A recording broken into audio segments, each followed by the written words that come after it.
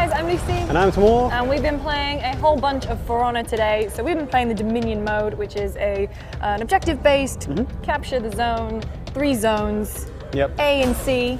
Yep. Nice, easy ones to get, lots of access points, lots of different routes to get Yep. in. Elevated, sneak in from top, bottom. And then there's zone B in the middle, which is where it's popping off. It's off the hook. Yep. There's minions and creeps, like AI fighting against each other, and then you get in the middle of it, and it's crazy. So the gameplay, surprisingly deep. I expected it to be kind of like a hack and slashy type game with maybe some abilities, but their guard mechanic and their strike mechanic has a lot of depth to it. It involves holding, it feels almost like just almost reaching the point of clunky, but not. Yeah, it's kind of really weird to explain. Like you hold L left trigger, and you kind of in your guard state, and then you flick the right stick to kind of nullify your opponent's attacks as they come in. And then in those similar states, you use the other 2 bumpers to heavy or light attack. Which sounds straightforward, but when you get in the thick of it, when it's one-on-one, it's so satisfying. It's really great, and it genuinely feels like really deep and tactical play, and it feels really tense. I think some of that maybe gets lost when it's 2-on-1 because not unfair, but it does. You do feel like you can.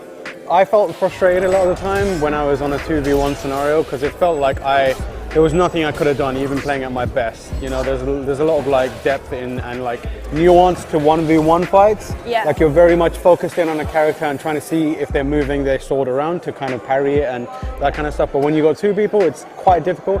So I almost felt like that was the point. Like they want you to roll around in a pair or a group. That's the thing. It does totally promote playing with another person, and the best bits I found like these great sort of opportune moments where it's you versus 2 enemies, and like your buddy will come and just totally save your ass, or one person's down and you manage to resurrect them on the battlefield, and then the odds completely change in your favor. So it's a game where so much happens and so much comes up, and there's also things called feats, which are sort of these powers that you earn by playing really well, and it can be anything from like an arrow, hailstorm, or just an arrow, or just being able to heal yourself and your teammates. And it's a game that's surprisingly in-depth, and I really, really enjoyed it. There's a lot of wrinkles to it. It feels quite similar. It feels like a cross between something like Punch-Out in the like single 1v1 fights and Bushido Blade, where you have that kind of like control over how you swing your sword.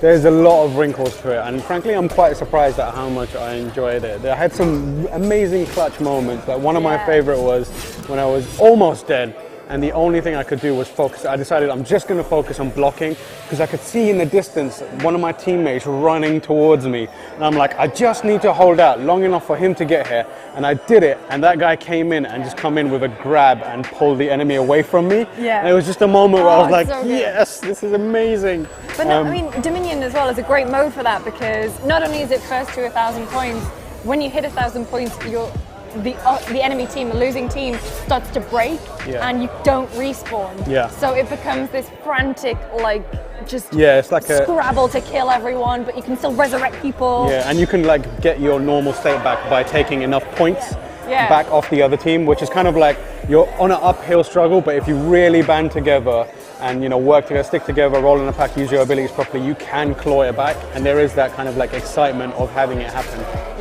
So we had a blast with it. It comes out February 14th next year.